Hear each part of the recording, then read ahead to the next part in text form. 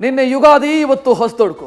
ಹಬ್ಬದ ದಿನವೇ ಬಿಜೆಪಿ ಮತ್ತು ಜೆಡಿಎಸ್ ದೋಸ್ತಿ ನಾಯಕರು ಉರುಳಿಸಿದಂತ ದಾಳಕ್ಕೆ ಕಾಂಗ್ರೆಸ್ ತಳಮಳ ಆಗಿದೆ.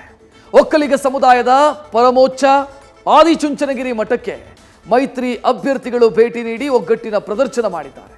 ಅಲ್ಲದೆ ಸಿಎಂ ಒಕ್ಕಲಿಗ ದಾಳಕ್ಕೆ ತಿರುಗೇಟು ಕೊಟ್ಟಿದ್ದಾರೆ.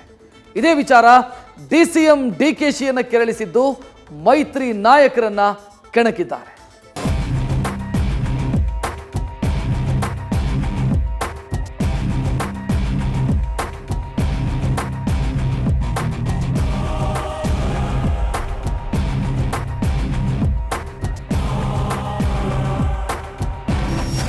ಎಲ್ಲೆಲ್ಲೂ ಎಲೆಕ್ಷನ್ ಮಂತ್ರ, ಮತಕ್ಕಾಗಿ ನಡೀತಾ ಇರೋ ಕ್ಯಾಲ್ಕುಲೇಷನ್.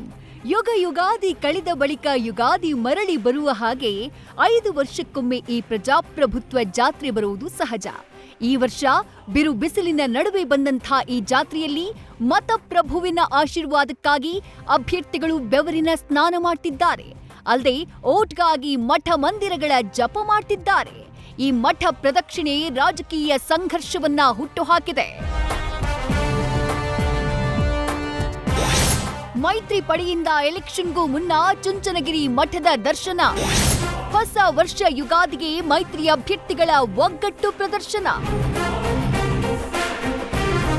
ಹಳೆ ಮೈಸೂರು ಅಂದ್ರೆ ಒಕ್ಕಲಿಗ ಮತಗಳೇ ನಿರ್ಣಾಯಕ. 2 ಬಣಗಳು ಕೂಡ ಇದೇ ಮತ ಬ್ಯಾಂಕ್ ಮೇಲೆ ಕಣ್ಣಿಟ್ಟಿವೆ. ಒಕ್ಕಲಿಗ ಮತಗಳನ್ನ ತಮ್ಮತ್ತ ಸೆಳೆಯೋಕೆ ರಣತಂತ್ರವನ್ನ ರೂಪಿಸ್ತಾ ಇವೆ. ಮೈಸೂರು, ಮಂಡ್ಯ, ಹಾಸನವನ್ನ 3 ಪಕ್ಷಗಳು ಪ್ರತಿಷ್ಠೆಯಾಗಿ ತೆಗೆದುಕೊಂಡಿವೆ. ಮೈಸೂರಲ್ಲಿ ನಿರಂತರ ಒಕ್ಕಲಿಗ ಕಾರ್ಡ್ ಹಿಡಿದು ಓಡಾಡ್ತಾ ಇರುವಂತಹ ಸಿಎಂ ಸಿದ್ದುಗೆ ಇವತ್ತು ತಿರುಗೇಟನ್ನ ನೀಡಲಾಗಿದೆ. ಸಿದ್ದು ಡಿಕೆಶಿ ಹೂಡಿದಂಥ ಅಸ್ತ್ರಕ್ಕೆ ಮೈತ್ರಿ ಪಡೆ ಪ್ರತ್ಯಸ್ತ್ರವನ್ನ ಹೂಡಿ ಮತ ಶಿಕಾರಿಗೆ ರಣಕಹಳಿಯನ್ನ ಮೊಳಗಿಸಿದೆ. ಸಿಎಂ ಯಾವಾಗ ಒಕ್ಕಲಿಗ ಅಸ್ತ್ರಕ್ಕೆ ಜೋತು ಬಿದ್ರೋ ದೋಸ್ತಿ ಪಡೆ ಅಲರ್ಟ್ ಆಗಿದೆ. ಒಕ್ಕಲಿಗರ ಪರಮೋಚ್ಚ ಆದಿಚುಂಚನಗಿರಿ ಮಠಕ್ಕೆ ಮೈತ್ರಿ ನಾಯಕರು ಭೇಟಿ ಕೊಟ್ಟು ಶಕ್ತಿ ಪ್ರದರ್ಶನವನ್ನ ಮಾಡಿದ್ದಾರೆ. ಯುಗಾದಿ ಮರುದಿನವೇ ಮಠ ಮಂದಿರ ಮಂತ್ರ ಜಪಿಸಿದಂಥ ಮೈತ್ರಿ ಒಕ್ಕಲಿಗ ಮತಗಳೇ ನಿರ್ಣಾಯಕ ಆಗಿರುವಂಥ ಹಳೆ ಮೈಸೂರು ಭಾಗವನ್ನ ಗೆಲ್ಲೋಕೆ ಆದಿಚುಂಚನಗಿರಿ ಮಠದ ಆಶೀರ್ವಾದಕ್ಕೆ ಧಾವಿಸಿದ್ದಾರೆ. ಬೆಂಗಳೂರಿನ ವಿಜಯನಗರದ ಶಾಖಾ ಮಠಕ್ಕೆ ಭೇಟಿಯನ್ನ ಕೊಟ್ಟು ಶ್ರೀಗಳ ಆಶೀರ್ವಾದವನ್ನ ಪಡೆದಿದ್ದಾರೆ. ಈ ಮೂಲಕ ಒಕ್ಕಲಿಗ ಸಮುದಾಯಕ್ಕೆ ಬಹುದೊಡ್ಡ ಸಂದೇಶವನ್ನ ರವಾನಿಸಿದ್ದಾರೆ. ಮಾಜಿ ಸಿಎಂ ಎಚ್.ಡಿ. ಕುಮಾರಸ್ವಾಮಿ, ವಿಪಕ್ಷ ನಾಯಕ ಆರ್ ಅಶೋಕ್, ಮಾಜಿ ಡಿಸಿಎಂ ಅಶ್ವಥ್ ನಾರಾಯಣ್ ನೇತೃತ್ವದಲ್ಲಿ ಬೆಳಗ್ಗೆ ಅಭ್ಯರ್ಥಿಗಳು ಮಠಕ್ಕೆ ಭೇಟಿಯನ್ನ ಕೊಟ್ಟರು.